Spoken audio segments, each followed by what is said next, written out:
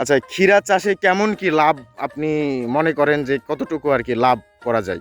আচ্ছা, তো আমি আজকে যেহেতু আপনার জমিতে আসছি, আমি আপনাকে কিছু ওষুধের নাম বলে দিয়ে যাব, যেগুলো ব্যবহার করলে আপনার গাছ সুস্থ থাকবে এবং বেশি ভালো থাকবে। আপনি তো আসসালামু আলাইকুম সম্মানিত দর্শক মণ্ডলী, মহাভাগ্নে এগ্রিকালচার ইউটিউব চ্যানেল এবং ফেসবুক পেজের পক্ষ থেকে আমি গোলাম রব্বানী আপনাদের সাথে আছি। তো আজকে চলে আসি আমি একটা ক্ষীরার ক্ষেতে, হ্যাঁ। তো এই ক্ষেতটাতে গাছ উঠছে এবং গাছ একবার সেচও দেওয়া হয়েছে। তো এখনও এখানে কোনো কীটনাশক বা বিষ কোনো কিছু স্প্রে করা হয় নাই। তো এখন এখানে কি কি পরিচর্যা আছে এবং কি কি পরিচর্যা করতে হয়, তো সকল কিছু নিয়ে এই ক্ষেতটার মালিকের সাথে কথা বলবো এবং বিস্তারিত জানতে চাইবো এবং সে কি কি দিবে, যদি আমি পারি তো তাকে কিছু হেল্প করে যাব, মানে কোনো সাজেশন দিয়ে যাব যে যেগুলো ব্যবহার করলে খুবই ভালো হয়। সো সরাসরি গাইজ দেখেন, আমি এই ক্ষেতটার মালিকের সাথে এখন কথা বলবো এবং মালিকের কাছ থেকে জানবো তো বিষয়বস্তুটা কি, এখানে কতদিন আগে চারা লাগাইছে এবং এখন গাছের কন্ডিশন কি রূপে আছে, এখন কি কি করতে হবে, কি কি পরিচর্যা বিগত দিনে করছে। তো সকল বিষয় নিয়ে ওনার কাছ থেকে জিজ্ঞাসা করবো। তো আসসালামু আলাইকুম মামা, কেমন আছেন? ভালো আছেন? কথাটা একটু জোরে বলবেন মামা আর কি। যাই হোক, আপনার কাছে আমি জিজ্ঞাসা করতে চাচ্ছিলাম যে আপনি যে এই ক্ষেতটা লাগাইছেন, এই ক্ষেতটা কতটুকু, কয় কাটা? 10 কাঠ। 10 কাটা লাগাইছেন। আচ্ছা, এটা আপনার প্যাকেটের বীজ থেকে কি বীজ নিয়ে লাগাইছেন না এমনি বাড়িতে রাখা বীজ? আমার বাড়িতে আসলো সেটা দিয়ে আমি লাগাচ্ছি।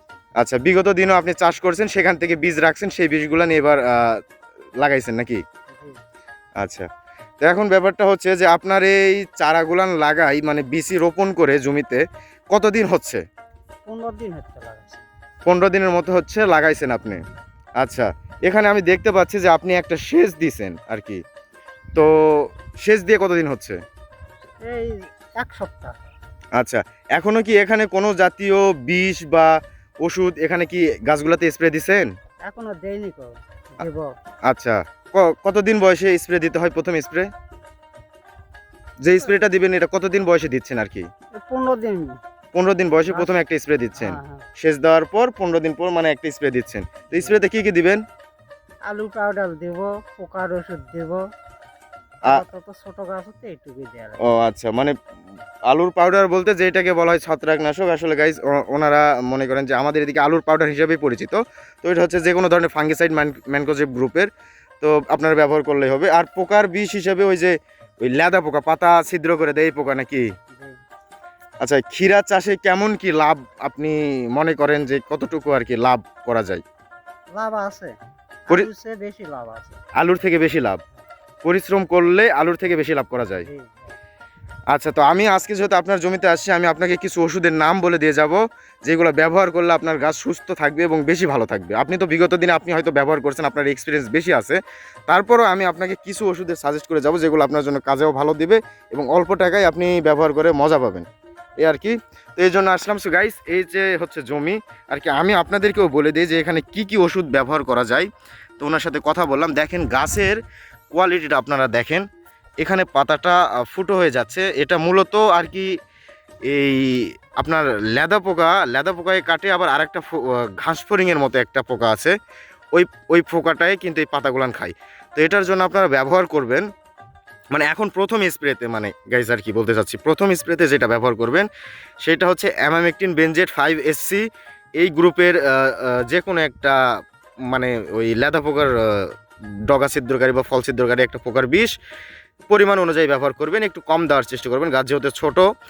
আর এখানে ব্যবহার করবেন এই যে দেখেন ছোট কুচি পাতা যেটা মেলতেছে, তো এই পাতার পিছনে কিন্তু ছোট ছোট থিপস পোকাগুলান বা জাপ পোকাগুলান বা সাদা মাছি, অ্যাফিড জ্যাসিড যেটাই বলেন আর কি, যে এইগুলান কিন্তু আক্রমণ করে।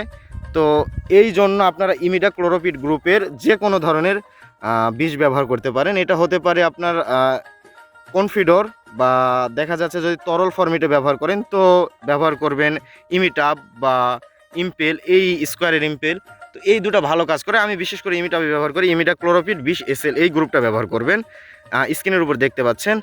সো ব্যাপারটা হচ্ছে এটাই। আর ছত্রাকনাশক হিসেবে যেটা ব্যবহার করবেন আপনারা ইন্ডোফিল ব্যবহার করতে পারেন, আশাজেব ব্যবহার করতে পারেন, যেহেতু প্রথম স্প্রেতে খুবই কম পরিমাণে দিলেই হয়, আর তেমন বিশেষ কোনো ফাঙ্গিসাইড দেওয়ার প্রয়োজন পড়ে না। সো এগুলা দিলে ইনশাআল্লাহ গাছ ভালো থাকবে এবং সুস্থ থাকবে এবং গাছের কোয়ালিটিও সুন্দর হবে। আর যদি আপনারা মনে করেন যে হালকা করে একটু সালফার ব্যবহার করবেন, মানে ছোট গাছে সালফার হালকা একটু ব্যবহার করা যায়, সালফার ব্যবহার করার ফলে কিন্তু গাছ দেখবেন যে আপনার পাতাটা অতি দ্রুত মেলে যাবে এবং গাছটা সবুজ এবং গাছ সুস্থ থাকবে। তো গাইজ এই ছিল ক্ষীরা চাষের ভিডিও এবং ওনার কাছ থেকে বিস্তারিত শুনলেন। মোটামুটি এখান থেকে লাভজনক এটা একটা ফসল, আলু যে চাষ করে আলুর থেকে লাভজনক ফসল আছে। তো আজকের ভিডিওটা এতটুকুই, আশা করছি সকলে বুঝতে পারছেন যে কি সমস্যার। প্রতিনিয়ত ক্ষীরা নিয়ে এইরকম ভিডিও আমার চ্যানেলে আসতে থাকবে। আপনারা অবশ্যই চ্যানেলটাকে সাবস্ক্রাইব করে রাখবেন এবং ফেসবুক পেজটা ফলো করে রাখবেন। তো সবাই ভালো থাকেন, সুস্থ থাকেন, আল্লাহ হাফেজ।